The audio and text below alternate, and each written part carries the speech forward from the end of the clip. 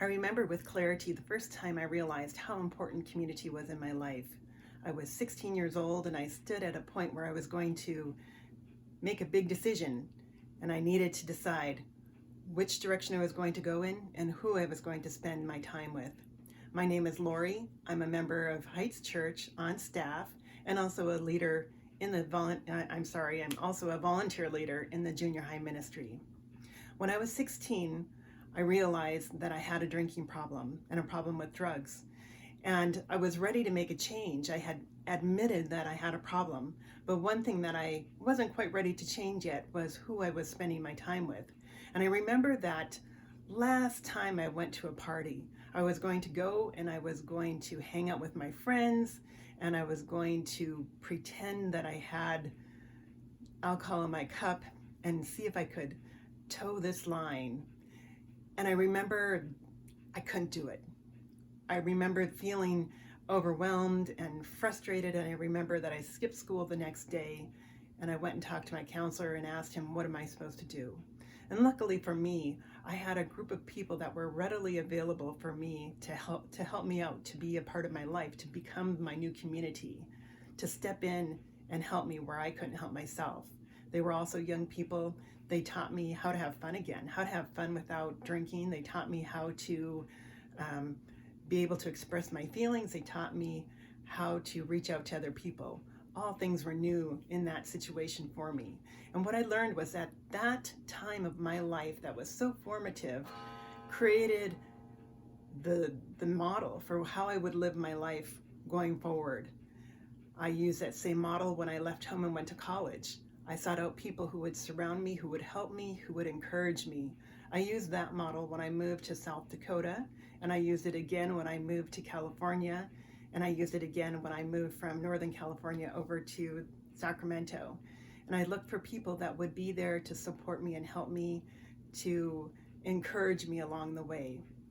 I also remember another crossroads I stood at, and that crossroads was when I accepted Jesus into my life. Again, I was making a decision. Which way was I going to go? Was I going to continue down this path, or was I going to go in a different direction? And I remember the people that took me in, who encouraged me at that point in time, who said, hey, let me show you what the gospel has to say. And I sought people again who would lead me and guide me and support me. And it was a magical, wonderful opportunity for me to grow and to learn. And I cherish those memories. And as I look back on the wonderful community that I've had throughout my life, I think that there is a thread that weaves this beautiful tapestry. And one of the points that I learned was that we all need community. Now, I love to be alone. I love to read books. I cherish my time by myself. But I cannot live without community. And when I'm done reading the book, I want to talk to my friends. I want to spend time with them. I want to hear what they have to say, and I cherish what they have to share with me. The second thing I learned was that who I surround myself with will either raise me up or they'll pull me down.